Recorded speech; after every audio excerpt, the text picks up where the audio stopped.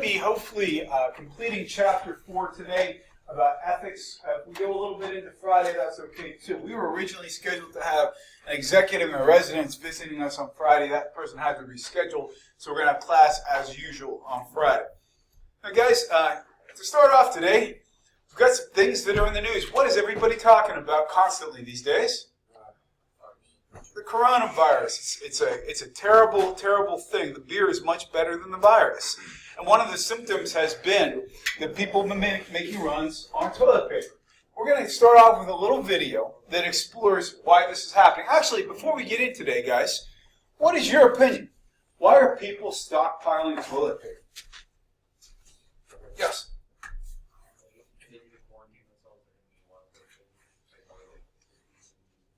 Yeah, so we're thinking, are we going to ever get out again? Are we going to run out of milk and eggs and bread and toilet paper, for example?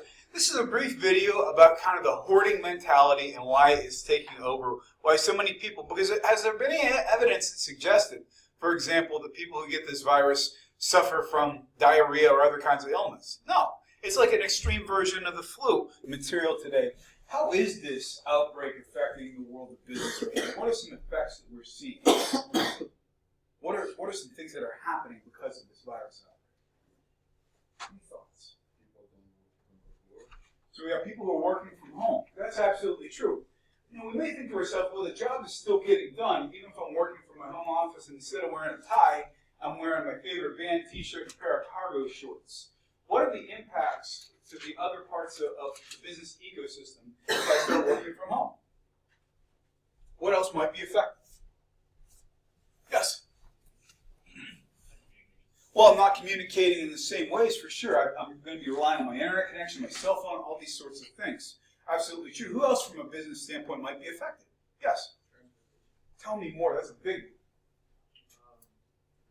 In the city, like buses or airplanes, the demand going up. Yeah, absolutely. And we're also seeing the price of gas go further down too because fewer people are driving. What else might be affected by this change in habits? I'll give you a hint, guys. Every morning on my way to work, I have a cup of coffee in my cup holder. Where do I get my cup of coffee? I stop at Sheetz almost every single day, which usually means I'll buy something for breakfast too. So I'm not making that purchase anymore either now.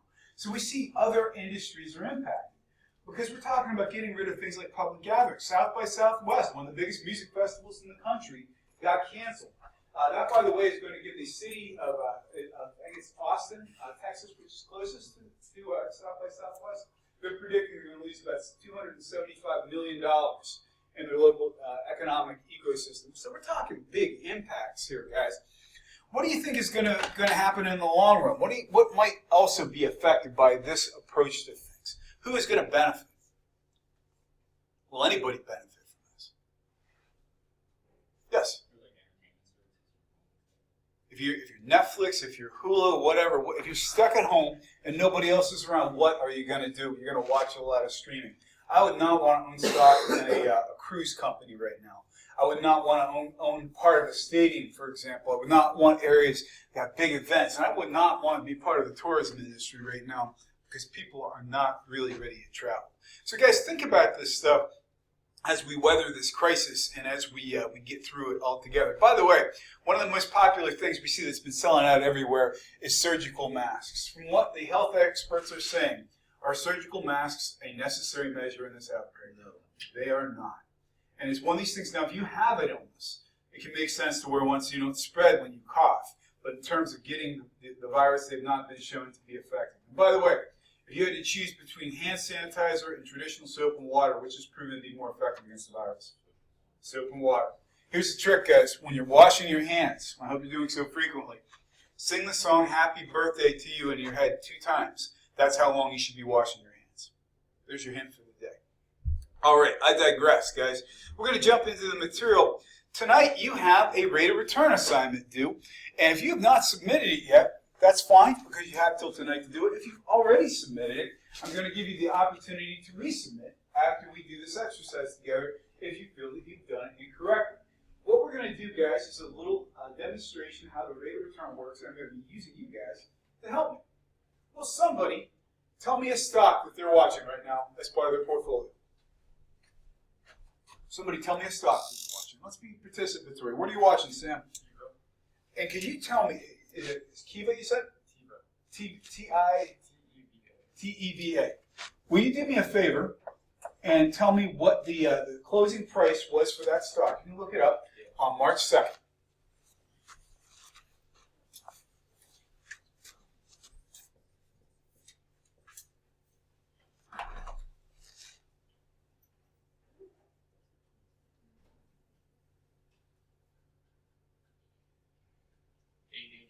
$8.88 or $888? $8. $8.88. Can you tell me what the closing price was yesterday? Oh, that was the closing price yesterday. Oh, that was yesterday. Yeah. Tell me what it was for March 2nd.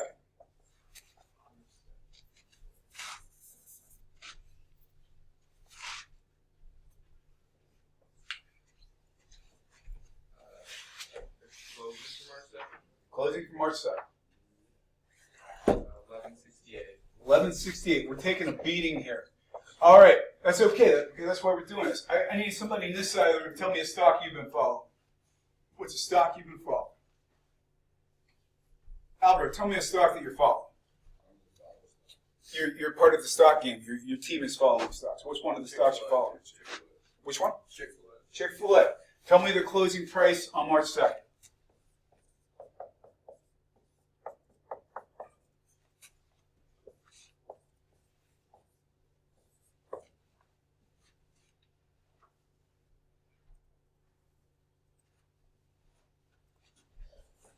And you're going to want the closing price.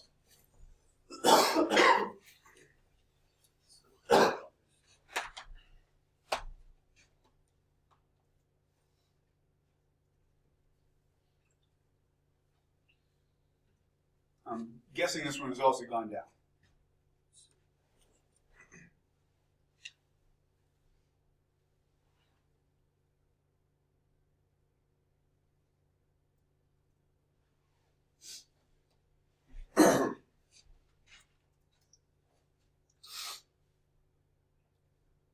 You should be able to find on historical data, whatever stock aggregator you're using.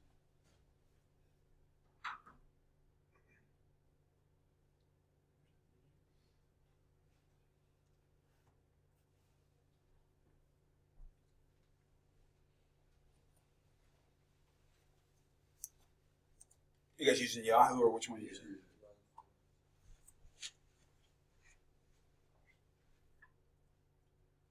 Just go under, you should be able to click on the stock, go under historical data.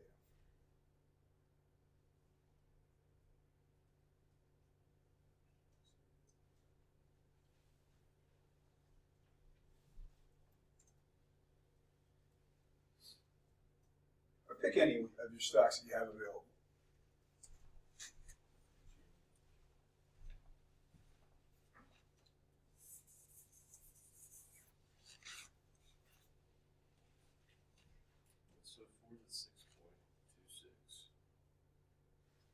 I'm sorry, so it's March 2nd. How much was it trading for? 6.26. That's right. 6.26. And what was it on March 10th?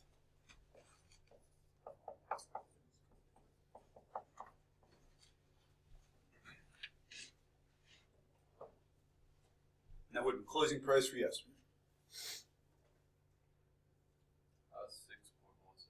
6.17. Both our stocks are losing money. So what we're going to do is determine the rate of return. Let's say, for example, that with March 2nd we were buying Teva. Let's say we bought 50 shares. Sam, will you take 1168 times 50 for me?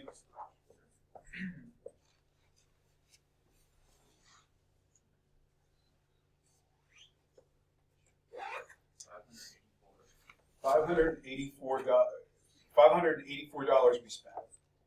Okay. Over on our other team, our Chick-fil-A team, let's say we bought 100 shares of Chick-fil-A. Can you give me 626 times 100? 6.6. You got it.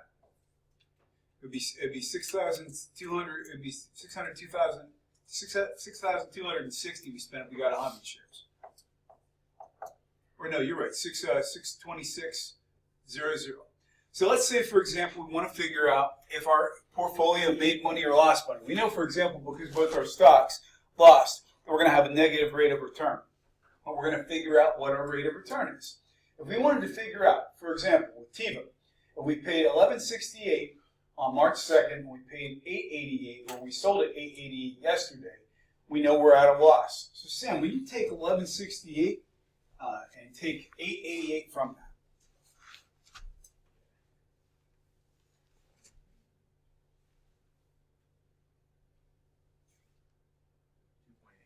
2.8. So we know we lost 2.8 per share, a negative rate of return. And we want to figure out how much money we lost total. How can we do it? Times 50. Tell me how much we lost. So we lost $140. Our net loss was $140. If we wanted to figure out our rate of return, how can we do it? Anybody. What will we divide 140 by? What do you think, guys? I'm showing you how to do your homework here tonight. If we knew we lost $140 and if we had $584 we spent, how will we determine the rate of return? Yes? Nope, it's a good guess. We wouldn't add it. What would we do? We're looking for a percentage. When you form a percentage, you do what? You divide. So we would divide the 140, negative 140, by our initial investment of $584. And if we divide 140 by 584, what do we get? Somebody with a phone, please. It is negative. So 140 divided by 584. If you divide it, whether it's negative or positive, you can still divide. 0.23. So right now, if we have 0.23, if you take it out to 4 decimals for me, if you would. 0.2397. So we can basically upgrade that. We had a minus 24% rate of return. Not good. Now let's go over here to Chick-fil-A. We bought at $6.26. We had $6.17 that we sold that yesterday. Well, somebody do this math for me. $6.26 minus $6.17. 9 cents. 0.09.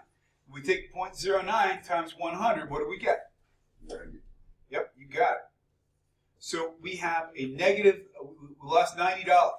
If we divide 90 by 626, what do we get?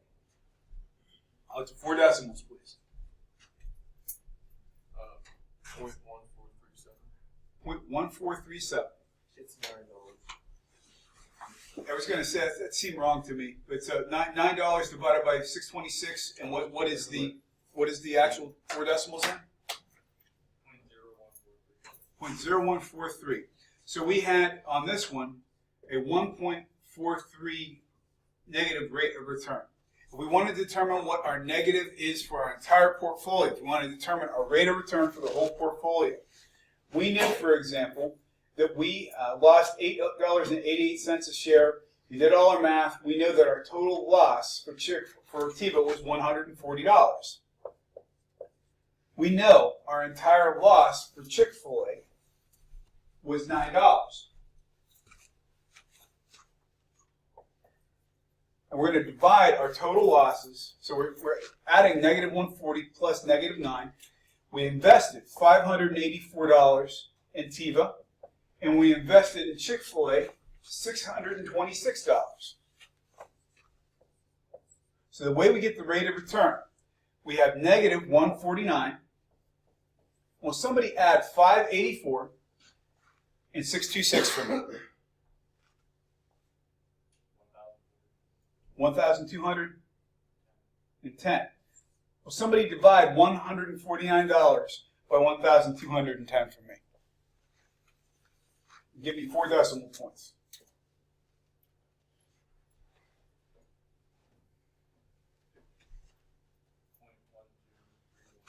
0.1231. All right.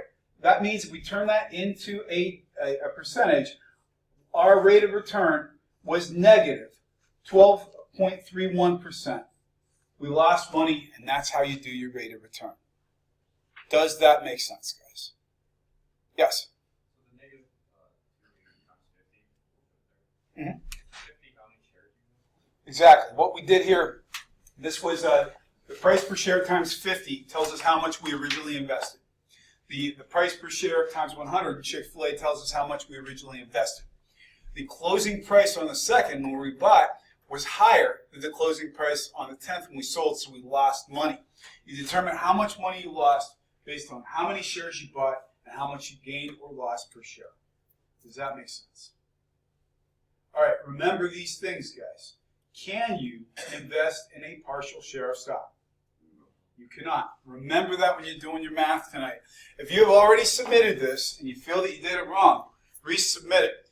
Guys, I will give partial credit for honest effort. If you get it wrong, guys, I'll still give you partial credit. I'd like to see you get a perfect 10 out of 10. What questions do you have before we continue? Go once. Yeah, you guys are all playing the market this month, guys. You guys will all be watching your stocks. We start talking about corporate social responsibility. What we mean by that basically is the companies ethically have a responsibility to take care of the communities within which they operate. We're talking about, for example, Subaru says they have corporate social responsibility because they have a zero landfill factory. They're not putting waste products into landfills. It means that we're taking care of the communities in which we operate. There's a couple of forms of this. Corporate philanthropy simply means we're giving money. If you're the NFL and you're giving money to boys and girls clubs, that's corporate philanthropy. Corporate social initiative means we're doing more advanced philanthropy. Please have something to take notes on. Please write something down when we're talking about this. Corporate responsibility means that you have a responsibility to make sure your community is being taken care of, that you're not putting out unsafe products. And finally, corporate policy means sometimes a company will take a stand on a particular issue. One very famous fast food company that we've already talked about has taken a very strong stand on a particular issue. What is it? I'll give you a hint. The company's Chick-fil-A. What are they taking a social stand on? No, not killing cows. No, they mainly make chicken, but I'm talking about something social involving people. Yeah, they're very much saying we're going to not work on Sundays, we're going to stand by our religious values, and they have one other thing they got a lot of criticism for coming out against. Yeah, they've come out basically saying they do not support gay marriage, for example. That would be an example of a corporate policy. Apple, on the other hand, has come out in defense of gay marriage, for example, because Tim Cook, their CEO, is an openly gay man. So these are things that you realize come out in companies sometimes too. How are companies responsible? If you go to Subaru, for example, they're saying, love, it's what makes a Subaru. We're not putting any junk into landfills. If you're Trader Joe's, you're using free-range chickens. You're making sure your chickens are well taken care of. In hotels, if you've seen the signs in hotels that basically say, look, we're not going to ask you to use the same towels if you don't want to, but if you're willing to use your towels for 2 days, we can save some money and we can save some soap going into the drain. There's a lot of companies that give money out there too, guys. There's lots of good charities. And in fact, some of the richest people in the world, whether it's Warren Buffett or whether it's Bill Gates, are making it their effort to try to give their money away. They want to be philanthropists later in their life. So some companies are really cool about it too. They'll give you time off to go off and do something good in your community. For example, Xerox, the big copier company, allows people to go off during work time and do good things for the communities. It's a way we can get people interested in working for these companies. We mentioned some of the people who give the most money. We get to people like Warren Buffett. Warren Buffett gives over 2.9 billion, basically $3 billion a year. And you can look at all of these big charities. It's pretty interesting to me. The Walton family. When I say the Walton family, what company am I talking about? Sam Walton owns what company? His family owns what company? Walmart, one of the biggest companies in the world. And their charitable donations every year rack up to be about $454 million. I'm not calling anybody not generous, but that's a drop in the bucket compared to what that company rakes in. They're not as generous maybe as they'd like to believe. President Kennedy, who was the president during the 1960s, actually one of the, in the modern era, the only U.S. president to be assassinated, said that consumers had 4 rights. Guys, I want you to think about something at this point in time. When we think about things like product safety, when we think about things like recalls, we think about the idea that car companies are recalling products.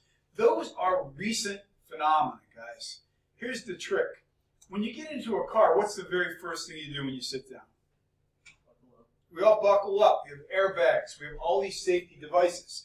That stuff didn't exist until the late 20th century in some vehicles. Seatbelts were optional. You could add them in. Kennedy was one of the people really pushing for the idea that consumers had the right to feel safe about what they were buying, eating, and putting into their homes. That they had the right to know how products were made. That they had the right to be able to choose between other products. And they had the right to be able to say if something wasn't good, that somebody would have to listen to them. And this legislation produced things like safety standards, recalls, and taking products that are unsafe off the market. Next couple of slides, I'm going to be actually showing you guys real products that used to be sold in the United States that are no longer sold in the United States. Let's check it out.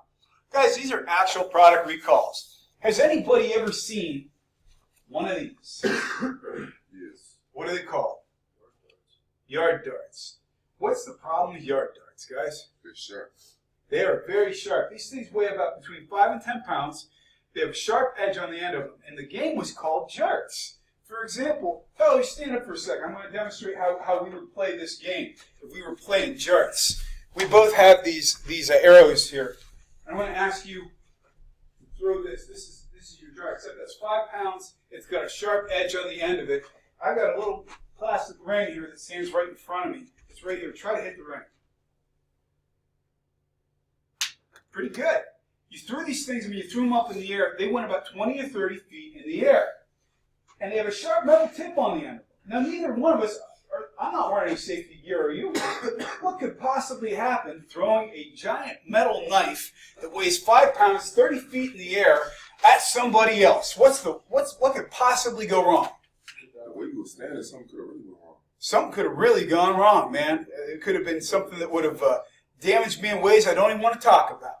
My point is, nobody thought, wow, people could get hurt by these large flying knives. And one of my favorite examples, this is Cabbage Patch Kid. You know, they were big in the 80s and 90s. This one you could actually feed. How cool is that, right? Well, the toy actually had gears inside the mouth, so it could eat fake food. What else did these things tend to eat sometimes? Fingers. They ate fingers, they ate hair, they ate anything that went in there and got lodged onto the sides of kids' heads, for example. The car we see over here is called the Chevy Corvair. It's a classic, but it's got a very unique design action element. Does anybody know, bless you, what's so unique about the Chevy Corvair? Has anybody heard of this car? I'll give you a hint. The engine is not in the front. The engine is in the back. What this car would do at high speeds, because the engine gave it a weird weight distribution, the back end of the car would actually lift off the ground, and the rear wheels would fold underneath it, making the car impossible to control. These were pulled from the market. The pop taps we see here, the idea of pop-up taps for beer cans and soda cans, these used to come completely off. They weren't the old type, the type we use now. These would often break and fall into people's drinks, and you would end up swallowing parts of the metal. And this is Boba Fett. Do I have any Star Wars fans in here at all? Anybody like Star Wars? This is the original Boba Fett action figure. Well, when he came out, he had a missile in his backpack that was about this big. And these action figures were being sold for kids at the age of 4 or 5 years old. What were these kids prone to do? You got it. Kids, there was a choking hazard pulled from the market. Yes? Some question about this car. Yeah. How would the back lift up? Is one back be heavier? You would think, but what it is like, say for example, like when you come to a stop sign, even if you drive a traditional car, you slam on the brakes. The back of the car wants to lift up. And the additional mass in the back of the car made it more susceptible to get unruly handling. So, for example, you notice the biggest sports cars in the world aren't front engine or back engine, they're mid engine. And they do it to equalize the weight distribution because that gave it an unruly handling. Yes? Is that why, like, on action figures and whatnot, all the miscellaneous parts, That's exactly why. Because the old hard plastic parts, too, for example, when I was a kid, I had more G.I. Joes than anything. I loved those action figures. But the little bayonets on them were sharp, and you could poke yourself in the eye with them. You know? It's funny, like, how this stuff comes back around. But wait, there's more. Guys, these are toys that were actually sold in the 1950s to children. Over here we see the Austin Magic Pistol. That is basically a flare gun. It is a flamethrower that was sold to children. And we had the always entertaining Gilbert Atomic Energy Lab. You literally, in the United States, in the 1950s, could order radioactive isotopes in U.S. mail. So kids could play with them in their chemistry sets. This is not something I'm making up. This is how much things have changed, guys. And the reason we have safety requirements these days. Guys, in terms of our responsibility to customers, I think it's good that if we have a company that we tell them what we care about. I think it's good that we publicize our corporate social responsibility. Why do I think it's good, guys? Yes. Exactly right. We got a thing that's going on, in particular with your generation. Maybe my generation didn't. You guys look under the hood at companies. When a company does something you don't like, you tend to go to someplace else. So it's important for us to tell people when we're doing good work or when we're not. Social media is fantastic for that reason, but social media is a double-edged sword. Why is social media so great and so terrible for companies? Leroy, why is social media great and terrible for companies? They can talk down on the company, have people like talking down on the company, or promote the company as well. Yeah, think about, has anybody ever seen it, for example, when a company puts out a social media post and then the trolls come out and all of a sudden you've got hundreds of posts busting on a company? Sheetz, who is a regional, relatively large company for this region, has 4 people whose entire job is managing social media to make sure if people are posting things on Twitter or posting things on Facebook or Instagram that they're responding to them, because this stuff can get out of control very quickly. So things that we want to do with social media with our companies, you want to engage people. You want to be able to make sure they're interested in your company, but you got to think before you post. Guys, this isn't exactly social media, but in 2017, an athletic company, I think in this case it was Adidas, really messed up. They sent out an email to everybody because they were a sponsor of the Boston Marathon. And they sent out an email immediately after the race saying, "Congratulations on surviving the Boston Marathon." Any idea why that maybe was the wrong email to send? After the bomb? 2 years after the bombing. 2 years? 2 years. I thought you meant like right after. I was about to say that's terrible. I was about to say if it was right after he had it thrown. It's still 2 years it's thrown too. Yeah, so they immediately sent out an apology because it's not what they meant. But they didn't think. Did they send a coupon with it? They sent this over. This was out over email. I'm saying, so like, did they send like a digital coupon with it? They sent a coupon later, I think, to try to apologize to people, saying basically, "Look, we're sorry. We want to make it up to you." So the email, all it was saying like, "Congratulations, you ain't died." Yep, that's exactly right. Yeah, that's exactly right. And so, guys, and believe me, there have been bigger mistakes. We're going to show you some bigger, well, not bigger, but some mistakes that are just as big. There are reasons why you want to separate your accounts. Guys, I'm going to show you, for example, some big screw-ups that the companies have made. Who here ate SpaghettiOs as a kid? They were the greatest, right? I love. You guys still eat SpaghettiOs? Oh, I love SpaghettiOs as a kid. Well, the guys behind SpaghettiOs, Franco-American, put out this tweet. Take a moment to remember Pearl Harbor, because, God, there's nothing more patriotic than a cartoon SpaghettiO with an American flag. People started photoshopping him into other places. Let me see if I can get that picture better for you. So, yeah, so they started retweeting it with other pictures, and he was turning up in bad places. This was very unfortunate timing. The American Rifleman, who's an arm of the NRA, put out this tweet on the morning of the Aurora, Colorado movie theater shooting. Happy Friday, good morning, shooters, weekend plans. And the same day, that's when the Colorado movie shooting happened during the movie The Dark Knight Rises. What happened? It was after. So they put out the tweet in the morning. The shooting happened later. It was unfortunate timing.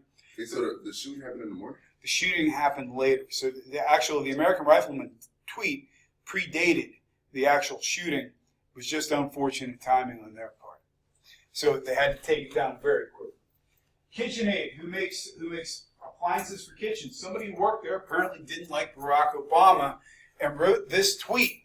Obama's grandma even knew it was going to be bad. She died 3 days before he became president. It was right after a presidential debate. And somebody who owned KitchenAid social media was making fun of Obama's grandmother dying. Like, it's just horrible. And then we have Hurricane Sandy. American Apparel said, well, since you're stuck during one of the biggest storms of the century, it's going to destroy millions of property, make millions of property damages, and dislocate a bunch of people. You might as well shop while you're home. These are examples of how not to do social media. Guys, before we get into insider trading, because we've been going pretty hard and fast today, can anybody give me a question or a comment? Yes, sir. Let's have a comment. I actually found Chick-fil-A's actual stock and they went up. There you go. Somebody's benefiting. So you guys would have had a positive rate of return on this. Excellent. Any other questions or comments, guys? I have a question for all you guys on your portfolios. Is anybody seeing any of their stocks doing well? It's Chick-fil-A, obviously. How are your portfolios doing, guys? Actually, who's monitoring? By show of hands, in each of your groups, who is the person monitoring the portfolio? Guys, what I would like you to do, I'm giving you permission to do this. Please, I would like you to look up your portfolio. At the end of class, I'm going to check in with every one of you. I want to see how your portfolios are doing. Guys, we start talking about insider trading. That means that, for example, if I work for the stock market, if I work for a company that's getting ready to go public, if I work for an entity that has inside knowledge, if I work for example, if I work for the New York Stock Exchange, I can't share my information with you guys. I can't go home and tell my family what stocks to invest in because I may have knowledge that gives me an unfair advantage. For people who work for the stock exchanges, to even buy stock, they have to go through an audit. Yes, sir. If you did have like an insider tip you, would you go with it, sir? Well, I'll put it this way. Me personally. So I knew something I'm not supposed to know from somebody who told me about it. Is that what you're saying? Yeah. Okay. No, I would sit it out. I would do the ethical thing because I would think, for example, if that person told me, who else did they tell? Are a lot of people going to be making a lot of money on this particular investment? If so, the Fed's going to be sniffing around saying, where did you find this information? Is it worth it for a quick game for me to go to federal prison? And I don't want to go to federal prison. So I would walk away from it. That's me personally. Do people do it all the time and get away with it? They sure do. And check this out, guys. Who here has ever heard of the big scandal? It was a company called Equifax. I won't call on you. I just wonder have you ever heard of the company Equifax? Well, check this out, guys. Here's an ethical scenario for you. There are 3 companies in the United States who are responsible for monitoring your credit. Equifax is one of them. They got hacked back in 2016. I think it was 115 million Americans had their credit data exposed because of a hack. Equifax chose not to tell anybody about it for 3 months. And right before it went public, a bunch of the executives sold their stock in their own company. That's called insider trading. If you have knowledge that something is going to break and you dump your stock so you can get out scot-clean, that's exactly what happened to Enron. That's what happened to Equifax. Sooner or later, the feds will come and they will probably find out because all this stuff is computerized. The records are there. That's insider trading, guys. So there have been lots of folks who've been convicted of insider trading, sometimes people you wouldn't think of. Martha Stewart, the lady with the cooking show, for example, got a tip on a cancer drug that was going public, a big tech company, and she bought into it and got convicted of insider trading, and that's how Martha Stewart ended up doing a couple of years in a federal prison. By the way, guys, right over here across the road, FCI Loretto. A large proportion of the people who are in FCI Loretto are people who went to jail for doing this kind of stuff. With the Enactus group, I go over and I do workforce development with people who are going to be getting out of jail soon. I've worked with guys who are Wall Street brokers who had 6-figure incomes who screwed up and ended up in federal prison. It happens to the best of them, guys. We have responsibility to our employees as well, guys. Well, actually, let me ask you guys this. If you owned a company, what is your responsibility for your employees? What are you accountable? Devin, if you own a company, man, how accountable to your employees are you? What's your responsibilities? I think you have to be a role model and set like some goals for them to achieve and look at. Yeah, we're being ethical. We're growing people. What else? If you guys own your own company, what are your responsibilities? Employees' health. I would think so too. Like If you have an unsafe work environment, wouldn't you want to clean it up? Wouldn't you want to make sure people aren't falling off? For example, the reason we have things like handrails, the reason, for example, that we have desks. If you notice in some of the rooms, there are some desks that are a little higher. That's so wheelchairs can fit underneath them. That we're treating people with respect, that we're not discriminating, that we are being good to our people, and that we're giving good pay for good work and equal opportunity. We're going to talk more about that when we get into the human resource management angle on things. But guys, tell me something. If you worked for somebody who's a total jerk to you, are you going to get 200% when you go into the office? What are you going to do? Yeah, we're going to phone it in, right? Why should I try harder? I'm working hard. I'm getting nothing for my effort. The boss never recognizes me. Screw it. I'm going to phone it in. How else do employees respond to this stuff?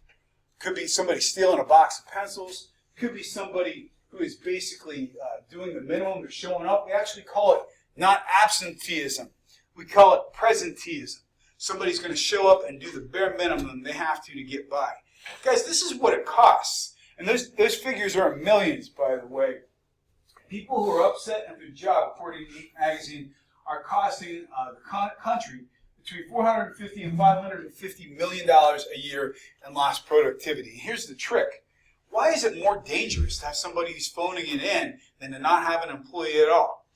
It's more dangerous because that person's still occupying space. If they can convince you they're working and they're not working, you're not replacing them. So you're stuck with somebody who is basically going to be dead weight in your organization. Well, let's say, for example, we're working, and Lauren and I work for the same company. I got a job at the front desk at DeCepio because I decided to go back to school and become a nurse because all my friends are PAs. And we both work there. Lauren's working hard every time she's there. And I come in on the same shift. And while she's restocking the napkin machines, making sure all the gear works, I'm texting my friends and doing my homework. How is what I'm doing unethical? What's unfair about that situation? Yes? You're not giving the point. You're not focusing on the job that she is, and you guys are getting paid the same. Exactly right. And between the two of us, who's doing more work? Yes, we're making the same amount of money, and she's doing all the work. That's unethical on me. If I'm a supervisor and I see it, it's unethical on the supervisor not to correct it. Guys, in terms of wages and benefits, too, you guys are still in an employee's market right now because the economy is still doing okay. Companies can no longer offer the minimum. We're talking finance, we're talking numbers today, guys.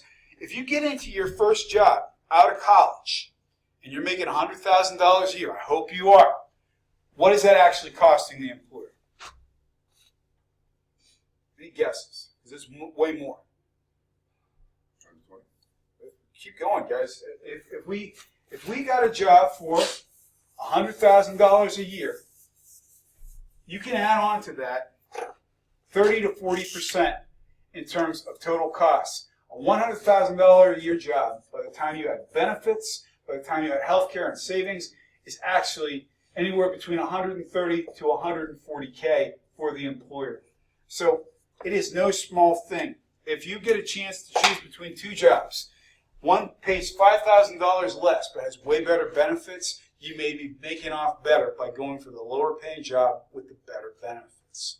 Think about the math on that. In terms of the top places to work, in a recent survey, Facebook got the #1 slot. Believe it or not, Facebook, if you have a child at Facebook, if your family is expecting a kid, you can get a $4,000 bonus and you get, I think it's something like 6 months off work. It's amazing the amount of benefits that these companies provide. So guys, a lot of us also believe that we have responsibility to things like the environment. I think that the choice of whether or not you believe that there is such a thing as man-made climate change, I won't tell you what you should think about that. That is up to you. I will tell you that the green economy and the ethics of going green are creating new jobs all the time. By the way, does anybody know, in the world, who is the largest, most polluting country in terms of industry? China. It is China. By terms of production of solar energy cells, who's the largest producing country in the world? China. So simultaneously, we've got a country that is one of the most polluting, one of the most environmentally friendly at the same time. There are lots of arguments to be made on both this, but companies are saying we've got to reduce our carbon footprint. We've got to do better. Guys, at that point, I want to finish this strong on Friday, so we're going to end it right there. We're going to pick up on social auditing. If you have questions about the rate of return, hit me up. Actually, before you go, though, I want you guys to bring up your portfolios, and I want you to tell me how your stock is doing. I'm going to stop around and talk to each group. I want you to tell me how your stock is doing.